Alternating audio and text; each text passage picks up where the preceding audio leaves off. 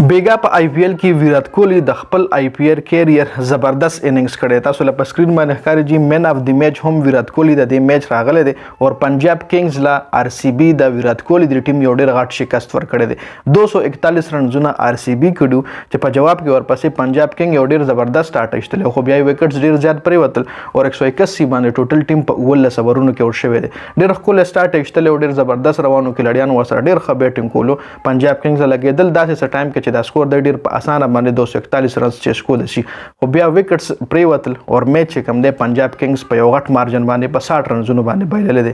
سکور کارت طرف ته کوم راشو ټونه پیله بیټینګ د آر سی بی وګورو نو ویرات کوهلی تاسو ګورئ په 47 بالونو باندې 92 رنزونه کړي دي چې شپږ چکې او چوکې شامل دي او دا د ویرات کوهلی بیسټ اننګز دی په دې آی پی ایل کې. دومره های سټرایک ریټ سره 195 سټرایک ریټ سره جی ډوپلیسیس سم د کړي 100 بال 9 رنزونه ویل جیک هم فیل شوی 100 بال 12 رنزونه رجت پټیدار ور سره خپل بیټینګ کړي 23 بال 55 رنزونه گرین ور سره 27 بال 46 رنز کړي دي. کارتک 7 بال 8 رنز لومبرود 2 بال 0 او سواپنل سنگ 1 بال 1 رنز کړي دي. دراټي تاسو سو ګورئ دا پنجاب کینګ بالینګ ګورئ جی نو ودات 4 اور 36 دو وکټ ایستلی ښه بالینګ کړی دی. ارشدیپ سنگ 3 اور 41 ایکسپنس او صابر شوی صرف یو وکټ ایستلی دا. سیم کورن د انګلند 3 اور کې 50 رنزونه ورکړي یو وکټ ایستلی دا. هرشل پټیل 4 اور 38 3 وکټ ایستلی دی. راهول چاهر 3 اور 47 یو وکټ هم نه. لیوینګسټن پکې هم 3 اورونه کړي 28 رنزونه ورکړي وکټ نه دی ایستلی. لیوینګسټن پکې هم ښه بالینګ کړی دی. اوس راشئ تاسو د آر سی بی بالینګ او د پنجاب کینګ بیټینګ وګورئ نو دې ځای کې اوپنر فیر شوی دی. پربي سیمرن 4 بال 6 رنزونه کړي دي خو بیا ورپسې بیرسټو او رایلی رسو ډیر زبردست بیټینګ روان کړو.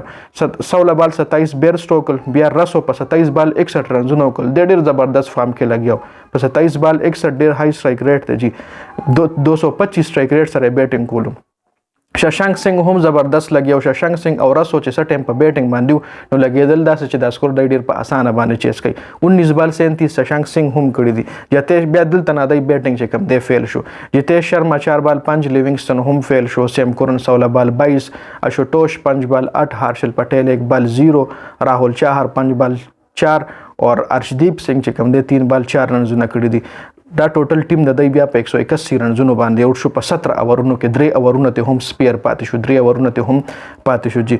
د آر سی بی د طرفې ښه بالینګ چې چا کړی دی هغه محمد سراج کړی چې 3 وکټ ایستلی دي او 4 اور کې 43 رنزونه ورکړي دي. سویپنل سنگ 3 اور 28 2 وکټ. یش دایل 2 اور 22 یو وکټ هم نشته. لوکی فرګوسن ور سره زبردست بالینګ کړی 3 اور 29 2 وکټ. کروشل وکټ د ایستلی دي. ویل جیک 1 بال 5 رنزونه ورکړي دي. کیمرن گین 1 اور 14 رنزونه ورکړي دي او کرن شرما 3 اور 36 رنزونه او 2 وکټ ایستلی دي. نو ښه بالینګ چې کم دغه پکې محمد سراج د وکټ لحاظ سره کړی دی او د اکانومي لحاظ سره ښه بالینګ چې کم دی لوکی فرګوسن کړی دی او ویل جیک خو یو اور کړی دی کې 15 رنزونه ورکړي دي. نو دا مکمل سکور کارډ رویل چیلنجر د میچ ګټلې دی. رویل چیلنجر اوس هم پلی آف لا کوالیفای کېدی شي. بقایا میچونه دی وګټي او آر سی بی بقایا میچونه بایل نو دی لپاره چانس جوړیږي جی. نو دا اپډیټس ډیر از آر سی بی نه د چنای سوپر کینګ سی اس کے والا چې بقایا خپل میچونه بایل او دی خپل وګټي نو اله. دا اپډیټس ډیر زیات مننه جی. والسلام.